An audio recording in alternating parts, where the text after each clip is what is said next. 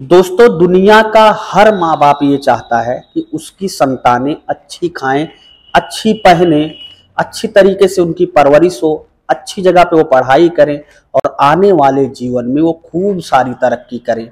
लेकिन कई बार माँ बाप अपने बच्चों की भलाई के लिए उन्हें सुविधाएं पे सुविधाएं देते जाते हैं, जिसका वे बच्चे दुरुपयोग करते हैं और एक गलत रास्ते पर भटक कर चले जाते हैं। और जब तक माँ बाप को लगता है कि वो एक गलत रास्ते पर हैं, तब तक बहुत देर हो चुकी होती है। तो आज की सच्ची कहानी में भी कुछ ऐसा हुआ, जब एक नाबालिग बेटे ने अपने माँ बाप को ही मौत के घाट उतार दिया, बल्कि उसने अपने ही परिवार के 4 लोगों की नृशंस हत्या कर दी। तो नमस्कार, प्रणाम, आदाब, शास्त्रीय काल, क्या हाल चाल। उम्मीद है आप स्वस्थ होंगे, मस्त होंगे। दोस्तों, आज की सच्ची कहानी को शुरू करेंगे। सच्ची कहानी शुरू करने से पहले आपसे मेरा बस छोटा सा विनम्र अनुरोध है कि अगर अभी तक आपने चैनल को सब्सक्राइब ना किया हो तो चैनल को सब्सक्राइब करके साथ में बेल आइकन के बटन को प्रेस कर लेना, ताकि जब भी मैं ऐसी सच्ची क्राइम कहानी अपलोड करूं तो उसका नोटिफिकेशन आपको आसानी से मिल जाए। दोस्तों, आइए बिना देरी के सच्ची कहानी को शुरू करते हैं।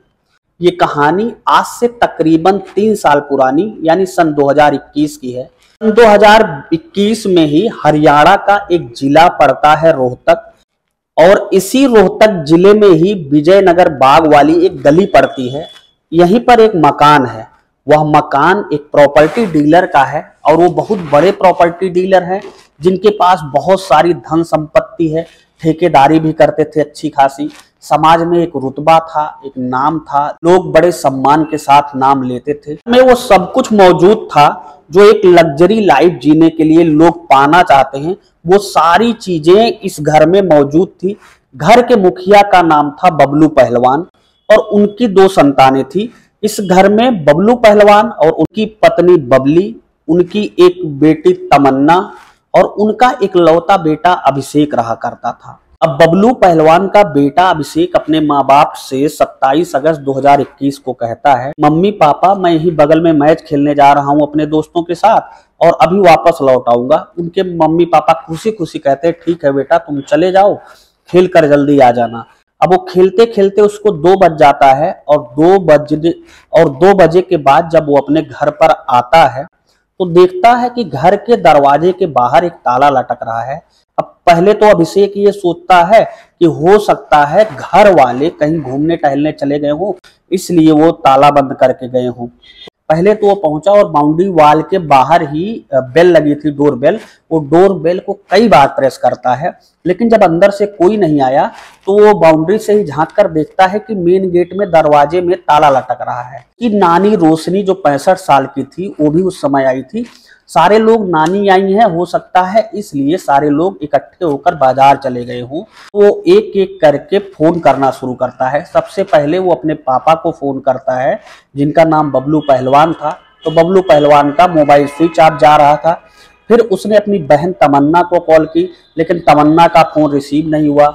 अपनी माँ बबली को फोन करता है, लेकिन बबली का भी फोन था कि उठने का नाम नहीं ले रहा था। वो कई बार अपनी माताजी को कॉल किया, लेकिन फोन नहीं उठा।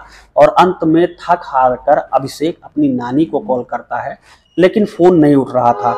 अब उसने जब चारों लोगों को कई बार फोन ट्राई किया और फोन नहीं उठा, तो वहीं पड़ोस में उसके एक मामा रहते थे, उनको कॉल की। अब उसके मामा कुछ देर बाद उसके घर के सामने आ जाते हैं, और वो भी लगातार अपने रिश्तेदार, उनके जीजा ही लगते थे और उनकी सगी बहन ही थी। तो कई बार कॉल करते हैं, लेकिन किसी का जब फोन नहीं उठता है तो ये लोग किसी अनहोनी का अंदेशा करते हैं। अब अभिषेक अपने मामा से कहता है, मामा एक बार मैं बाउंड्री वाल कूद के अंदर घर के देखूं? तो उसके मामा कहते हैं, हाँ ठीक है।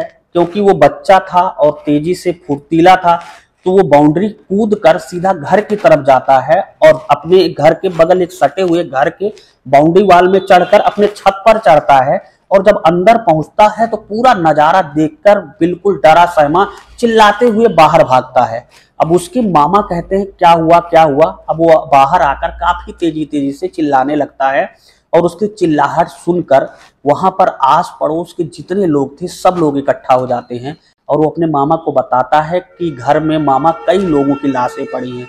अब उसके मामा तुरंत थाने की पुलिस को कॉल करते हैं, और तुरंत ही पुलिस आ जाती है। अब पुलिस दरवाजे को तोड़ती है तो है कि सबसे पहले घर के मुखिया बबलू पहलवान का शव पड़ा है। जब पुलिस अगले बेडरूम में जाती है तो देखती है कि बगल ही बेडरूम में बबलू पहलवान की पत्नी बबली का शव पड़ा हुआ है। अब पुलिस जब पूरे घर की तलाशी लेती है तो 2 लोगों का शव और मिलता है। वो था बबलू की सास का और बबलू की एक नाबालिग बेटी का। जिन चारों लोगों की नृशंस हत्या हुई थी वो एक ही परिवार के थे और घर, मोहल्ले और पूरे जिले रोहतक में कोहराम सा मच गया। चूंकि मामला बड़ा था, एक परिवार के 4 लोगों की एक ही दिन में नृशंस हत्या, जिसने भी सुना वो सुनकर दंग रह गया।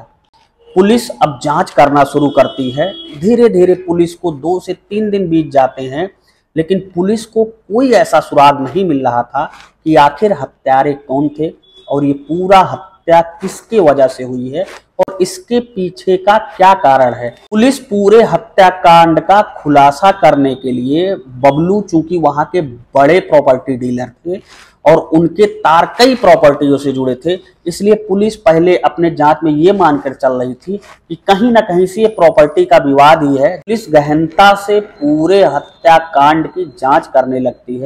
तो उससे पूरी जांच करने के बाद एक चीज लग रहा था कि कहीं ना कहीं किसी जानने वाले ने ही इन चारों हत्याओं को अंजाम दिया है, क्योंकि कुछ ऐसे साक्ष्य थे जैसे कि मेन दरवाजा के बाहर ताला लगा होना। आप ही खुद सोचिए कि अगर कोई व्यक्ति हत्या करेगा तो हत्या करने के बाद वो भी 4 हत्याएं एक ही घर में हो, उसे इतना टाइम रहेगा कि वो ताला लगाए?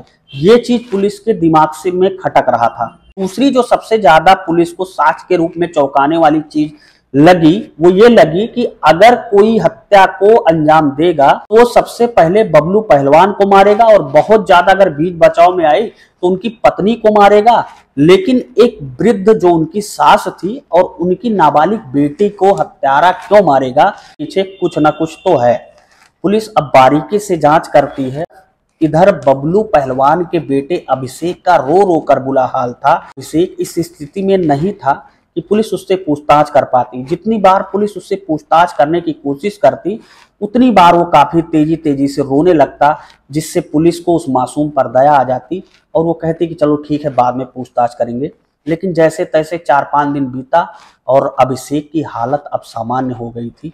अब पुलिस ने जब उससे पूछताछ करनी धीरे धीरे शुरू की, पुलिस को सारी बातें बताया कि सर मैं क्रिकेट खेलने गया था, वहां से आया तो ऐसे ऐसे हुआ।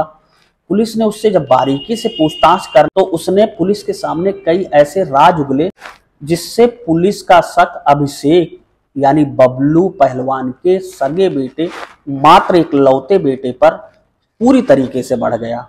पुलिस ने अभिषेक की कॉल डिटेल निकाली और अभिषेक का मोबाइल जब्त किया तो उसके मोबाइल में बहुत सारे ऐसे वीडियो हाथ लगे जिसे देखने के बाद पुलिस काफी चौंक गई।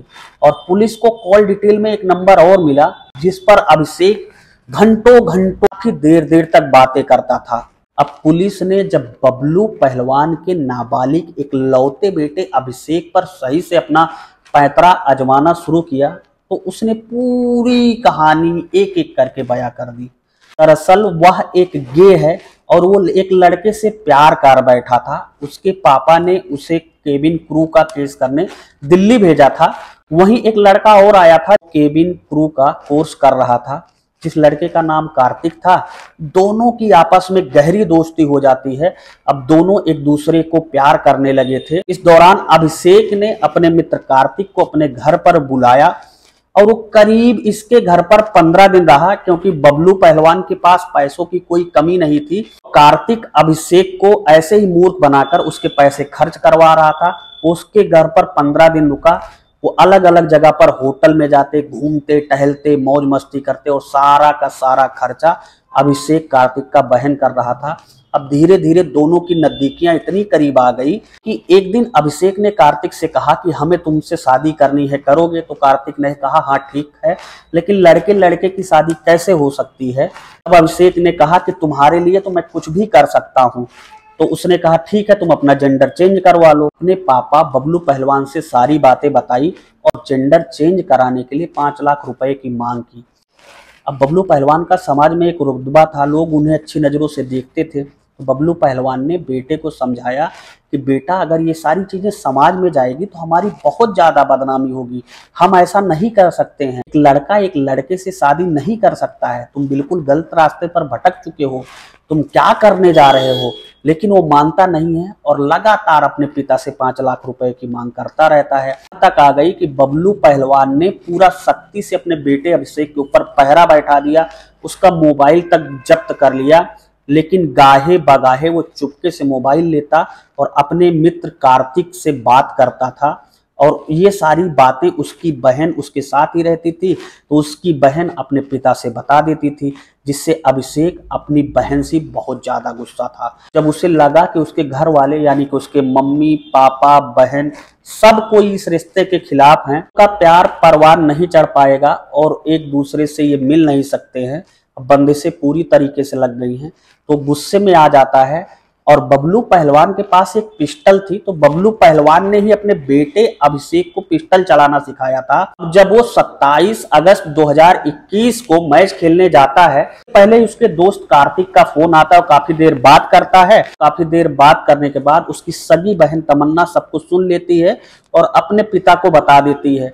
अब बबलू पहलवान अभिषेक को बहुत ज्यादा डांटते हैं और वो गुस्से में आ जाता है और घर में घुसता है। वहीं पर उसके पिताजी की लाइसेंसी पिस्टल रखी थी, वो निकाल कर सबसे पहले अपने पिता के सर में सटाकर गोली मारता है। और जब तक उसके पिता जमीन पर गिरकर तड़प तड़प मरते रहते हैं, उनकी माँ ये आवाज सुनकर आती है। अब फिर अपनी माँ को मार देता है और जब तक बहन चिल्लाकर आती है, फिर अपनी बहन को भी उसी लाइसेंसी अपने पिता के रिवॉल्वर से मौत के घाट उतार देता है। अब उसकी नानी रोशनी, जो कुछ दिन पहले घर में ज्यादा विवाद बढ़ गया था, उसको शांत कराने के लिए उनके घर आई थी, उस कमरे में जाता है, कहता है अब शांत कराओ विवाद, और उनको भी मौत के घाट उतार देता है। अब आप एक चीज ठंडे दिमाग से सोचिए कि अभिषेक के पास सब कुछ था, लेकिन उसके पिताजी ने उसे मांगने से ज्यादा दिया, जिसका उसने दुरुपयोग किया। और जब वो गलत रास्ता पकड़ लिया तो ऐसा चला कि उसने अपने ही घर के 4 सदस्यों की गोली मारकर हत्या कर दी। जब ये पूरा मैटर सोशल मीडिया और मीडिया के माध्यम से लोगों को पता चला, तो जिसने भी सुना वो पूरी घटना को सुनकर दंग रह गया। तो इस कहानी को सुनाने का मकसद किसी को हैरान करना या परेशान करना नहीं था। इस सच्ची कहानी को सुनाने का मकसद सिर्फ इतना था कि आप सतर्क रहें, जागरूक रहें, अपने आंख कान नाक सब कुछ हमेशा खोले रखें, क्योंकि अनहोनी कभी भी किसी के साथ हो सकती है। दोस्तों, फिलहाल आपका पूरी कहानी के बारे में क्या कहना है? हमें अपने जीवन के अमूल्य पल से 1 सेकंड का टाइम निकालकर अपनी अमूल्य राय कमेंट बॉक्स में जरूर बताएं। मिलता हूं ऐसी एक नई सच्ची क्राइम कहानी के साथ, आपको सतर्क और जागरूक करने के लिए जल्द ही। तब तक के लिए जय हिंद, वंदे मातरम।